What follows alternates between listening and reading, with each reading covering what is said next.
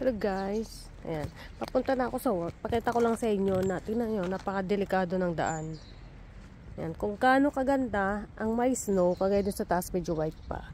Kung gaano kaganda yan pag nang-snow, ganun naman kadelikado kapag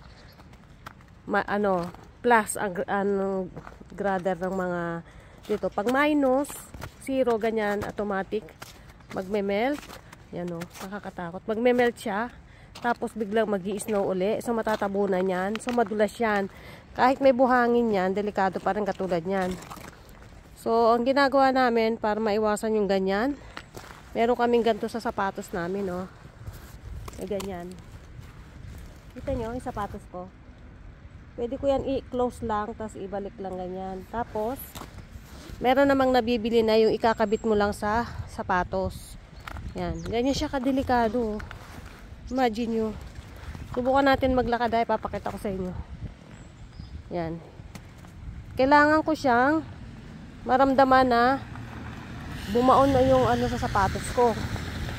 Bago ako makbang ng another step. Ganyan siya. Sa mga sasakyan meron din pag winter. At yan ay low talaga yan dito na kailangan sundin. May month na ganyan, nagagamit ka. Yan. Kasi katulad niya, no, tubig siya. Pag nag-snow, matatabunan lang. So, pag inapakan mo yan, madulas yung ilalim. Maraming nasa hospital dahil sa ganyan. Karamihan mga matatanda. Siyempre, pag nawala na sila ng balance, hindi nila mahabol. Mga bata, yun din. Kasi yung mga bata, sanay naman sila sa mga nag-ice skate or sa mga madudulas. Kaso minsan naglalaro na lang sila, pero ganun pa rin, na-aksidente pa rin. Yan, katulad nito kagabi, medyo wala na siya kagabi, napakapuno yan ng snow, nagmelt na.